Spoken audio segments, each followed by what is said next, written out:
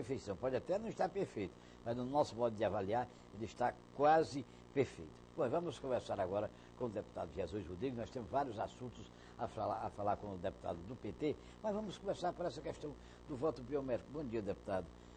Bom dia, Pires. Bom dia aos ouvintes aí do nosso Palavra Aberta aqui da Assembleia Legislativa.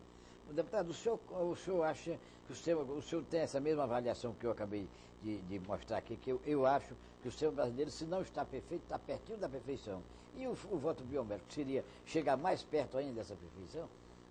Olha, eu sou quase diametralmente oposto à sua posição de que a justiça eleitoral esteja quase perfeita, né? Eu discordo completamente. Não, o sistema eleitoral, o sistema do voto em si, mas não é a justiça eleitoral. Não, o sistema do voto, onde as imperfeições ocorrem são por conta das pessoas, certo, e não por conta do sistema em si.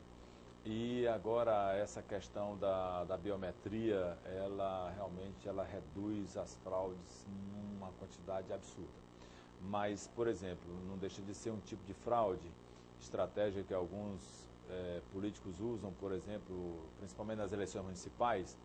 Ele sai nas regiões que favorecem seu adversário, convencendo as pessoas a não irem votar. A não ir votar, exatamente. Segura o título e segura uma carteira de identidade e volta depois para entregar. Sem título, sem carteira de identidade, a pessoa não poderia votar. Não pode votar. Então, isso é um erro, não do sistema eleitoral, né, mas do nosso mesmo, das pessoas e da prática das lideranças, da prática política. Mas é claro que nós temos que seguir no caminho do aperfeiçoamento. Nós, quando eu era do Detran, eu usei muito, o nosso usual usar a biometria em todas as etapas do processo de formação, certo, do condutor e dentro dos processos que aconteciam dentro do Detran. Então a biometria realmente reduz em muito a possibilidade de fraude. Bom, doutor Jesus, o seu partido, o Partido dos Trabalhadores, tem mostrado uma preocupação muito grande aqui na Assembleia com relação à questão da seca. Primeiramente era o deputado João de Deus, porque ele visitou essa região aqui de Castelo, de São Miguel do Tapuio, onde a população rural está realmente castigada. Depois a deputada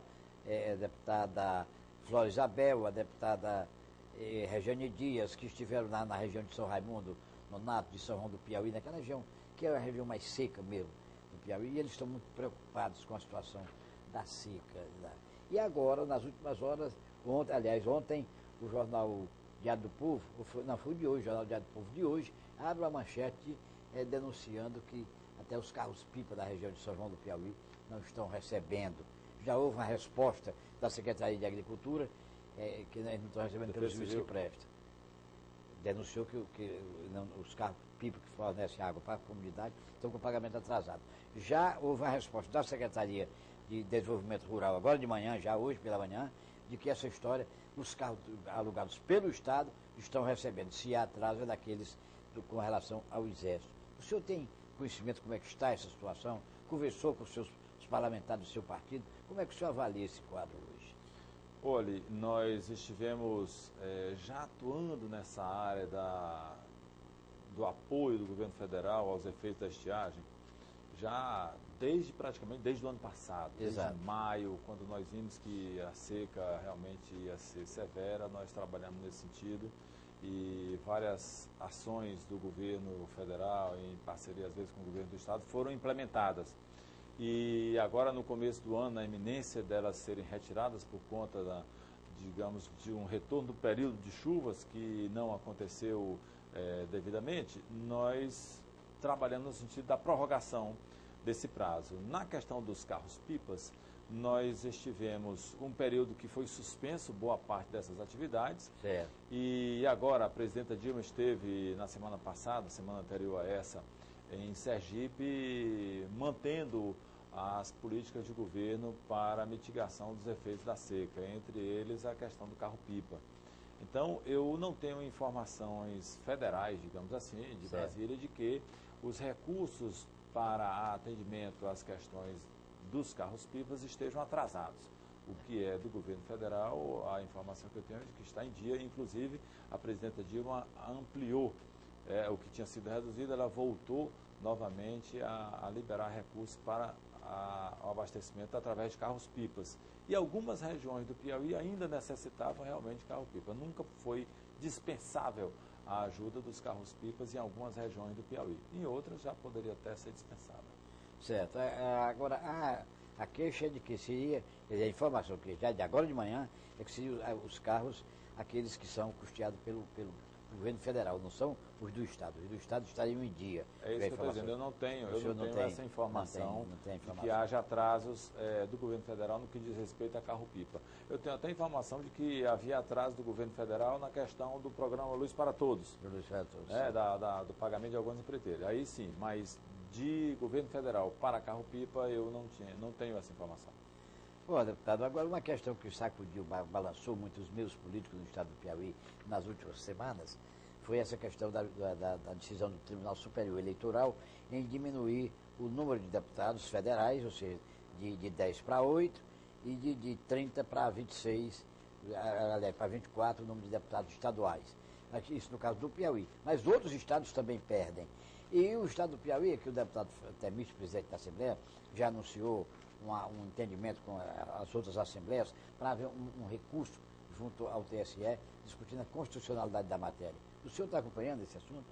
Estou acompanhando. Nós fizemos várias reuniões em Brasília já há algum tempo. Nós tivemos audiências no Tribunal Superior Eleitoral, inclusive deputados estaduais se fizeram presentes, deputados federais, debatendo essa questão da redução do número de deputados, da readequação do número de deputados, da representação federal de cada estado, consequentemente alguma coisa também a nível estadual poderia mudar. E nós tivemos na semana passada, no dia 9, a decisão do Tribunal Superior Eleitoral de redução de 2 vagas de deputados federais do Piauí e de 6, correspondendo a 6 vagas de deputados estaduais. A nossa compreensão é de que esta não é uma decisão do Tribunal Superior Eleitoral. Essa é uma decisão que sai de dentro da Câmara Federal. Então, a nossa compreensão é de que é uma decisão inconstitucional ou extemporânea, no mínimo, do Tribunal Superior Eleitoral e nós entraremos com um recurso com base nisso. Alguns estados, inclusive, já devem ter protocolado o seu recurso.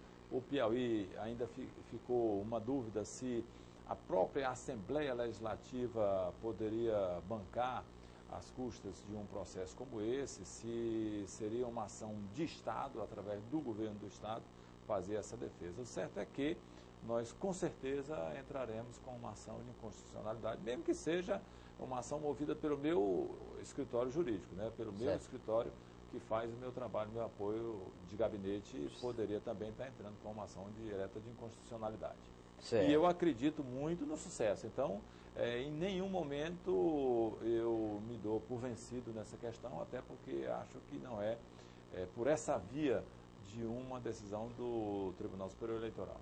Decide uma matéria para ser regulamentada pelo Congresso Nacional. Pelo Congresso Nacional, assim como o Fundo de Participação dos Estados e Municípios. Exato. É uma ação do próprio Poder Legislativo. Esta também é uma ação do Poder Legislativo, porque é uma decisão que mexe até com o Pacto Federativo, mexe com a representatividade que cada Estado tem junto ao Poder Federal. Então, não é uma decisão que o Tribunal Superior Eleitoral tome simplesmente. Então, ainda outros artigos da Constituição determinam que as bancadas são irredutíveis, né, que fala da irredutibilidade das bancadas. E aí, de repente, em oposição a isso, o Tribunal Superior Eleitoral decide por uma redução de vagas de vários estados e ampliação de outros estados. Então, nós, com certeza, apresentaremos nosso recurso. Deputado, aí fica uma dúvida terrível, quer dizer, para nós outros leigos, estamos à distância, a gente fica sem entender. Por exemplo, a Constituição fala da irredutibilidade das bancadas, das representações dos estados. Mas a Constituição também fixa limite máximo para a representação dentro da Câmara Federal e, noutra parte, diz que a representação de cada estado é de acordo com a sua população. Aí, por exemplo, o caso de um estado como o Amazonas, cresceu a população do estado, cresceu superior ao do Piauí, só pegando o parâmetro Amazonas e Piauí, sem falar nos outros estados.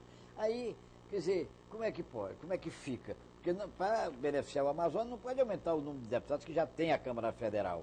também não pode reduzir a bancada do Piauí. E aí, como é que, ou de outro estado, como é? Eu quebro a cabeça meio difícil, Olha, não? não, a Constituição e as leis, de maneira geral, elas sempre apresentam sim ou não. Né? Exato. Então, é por isso que tem que ser dado o direito à ampla defesa e Exato. ao contraditório. Então, Certo. o nosso raciocínio é de que não pode haver irredutibilidade. Agora, nós compreendemos também que essa é uma decisão eminentemente retirada de dentro da Câmara Federal. Da Câmara... Ela não pode ser definida fora da Câmara Federal. Imagine que seja criado um novo Estado.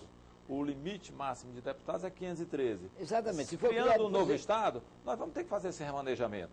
Pois então, e nós estamos fazendo ainda como... Só para trazer aqui uma referência para a população. A população dos estados é que define o número de deputados estaduais e federais. Agora, por que não de eleitores?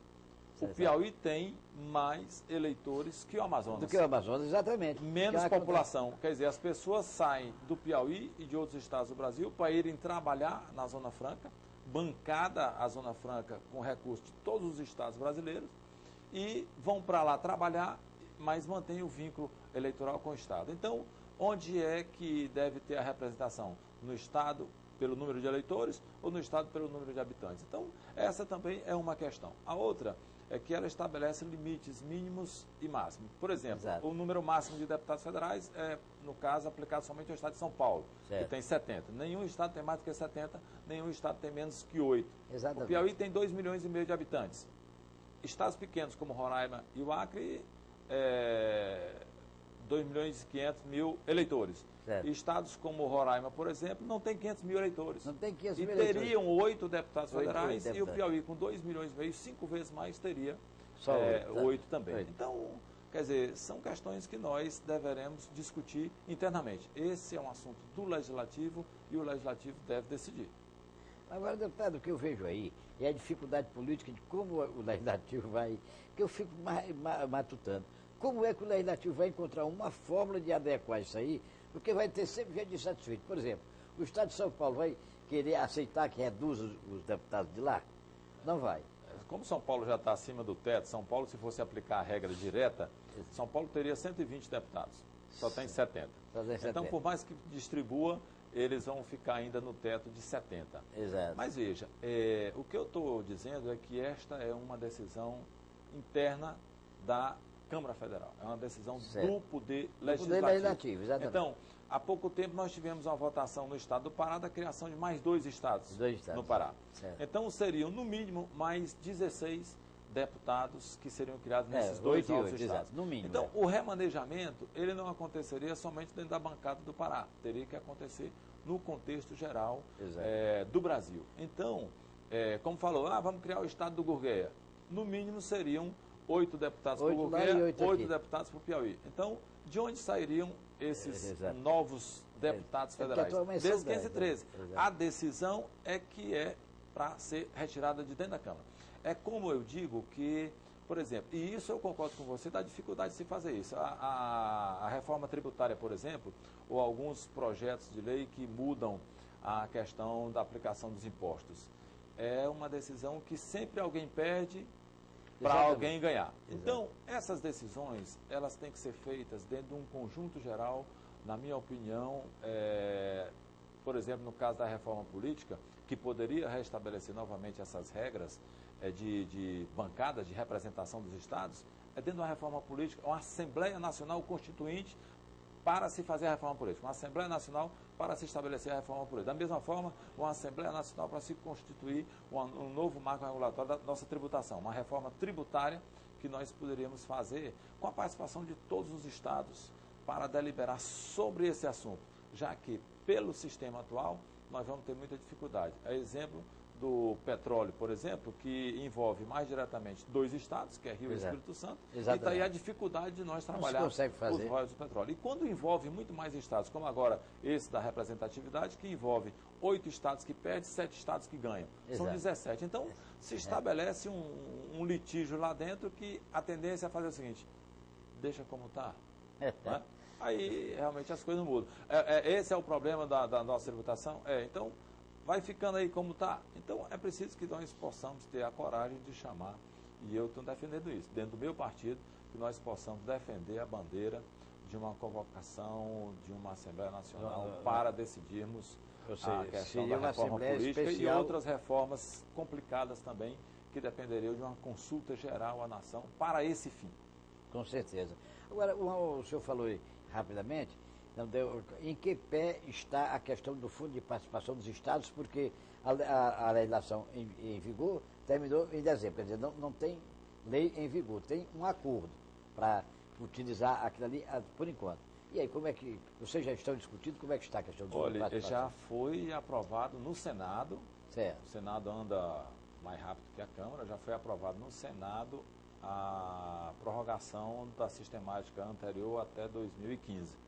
E nesse período até 2015, nós deveremos trabalhar com essa regra. Acredito que dentro de mais 15 dias, eu acredito que ainda esse mês, essa decisão vai para a Câmara também para prorrogar esse prazo de vigência da lei do Fundo de Participação dos Estados e municípios. Aqui caducou em dezembro.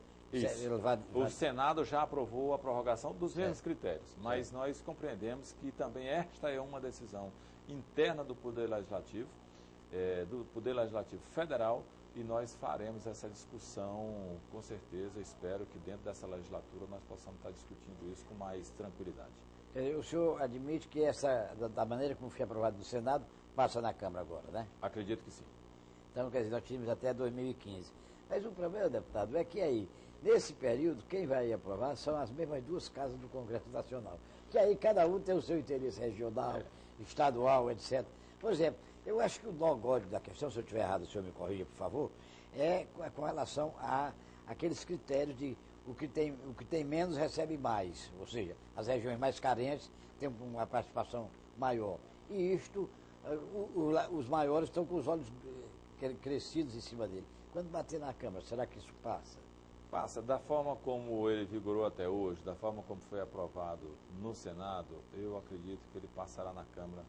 E é claro que lá nós temos propostas que até radicalizam mais nessa distribuição. Certo. Distribuem mais os valores em função do IDH da população. Então, nós acreditamos que se a gente contar que nós temos um mandato até 2014 e essa lei vale até 2015, a próxima bancada, a próxima legislatura, aliás, que se inicia em 2015 após a eleição de 2014, certo, ela terá aí um ano para discutir esse assunto. Será, com certeza, uma plataforma de campanha de muitos deputados pelo Brasil afora, de como pretendem votar, de como pretendem trabalhar a questão do Fundo de Participação dos Estados e Municípios. Mas essa questão do Fundo de Participação, deputado, ela tem um problema, ela tem um sentido social muito profundo, porque mexe com as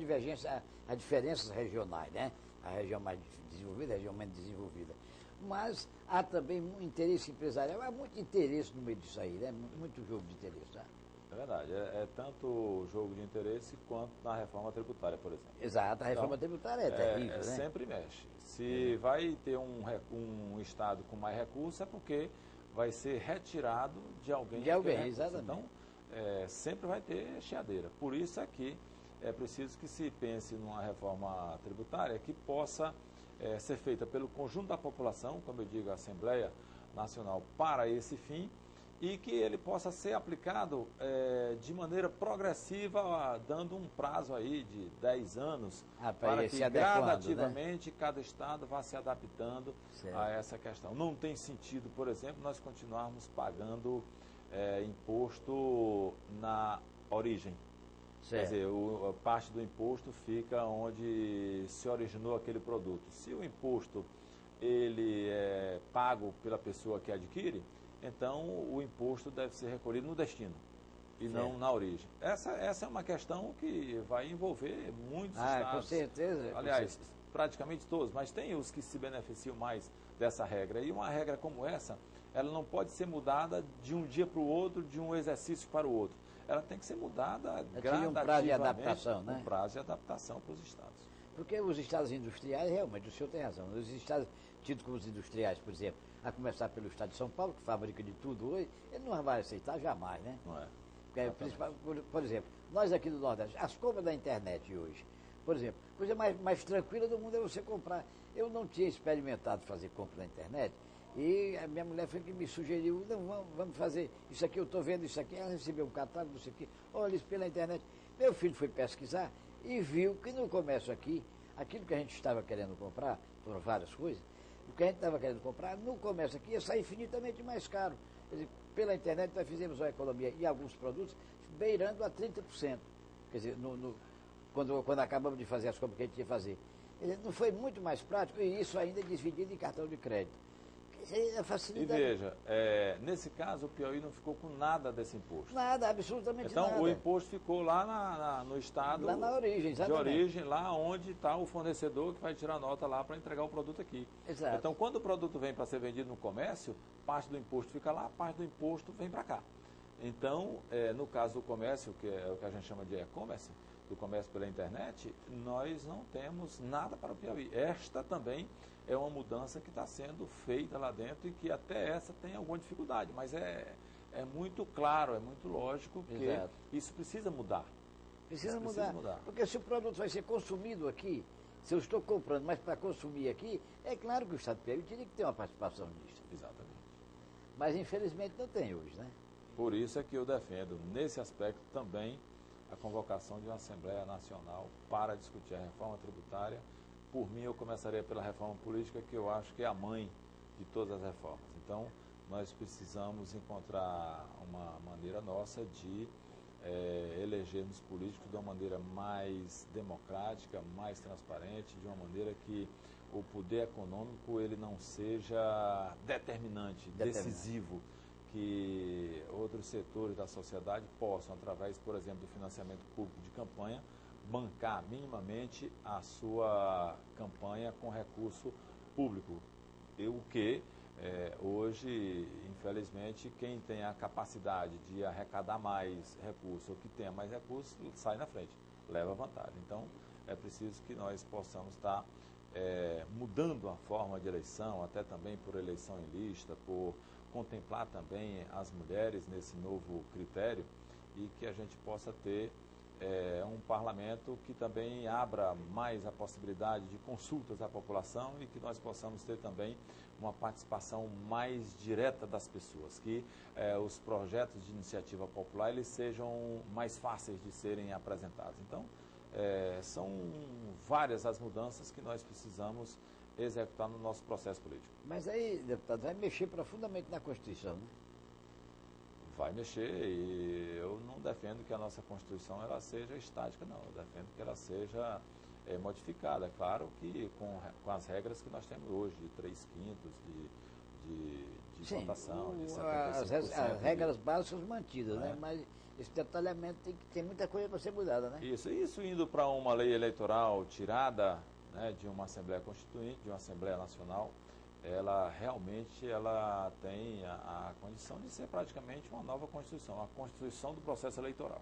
Então, da mesma forma que nós poderíamos tirar para a área tributária. Então, é preciso, na minha opinião, que nós tenhamos essa capacidade de realizar essas reformas, porque vendo lá por dentro do Congresso, eu sinceramente vejo com muita dificuldade que a gente consiga fazer uma mudança na lei eleitoral satisfatória ou na lei tributária satisfatória.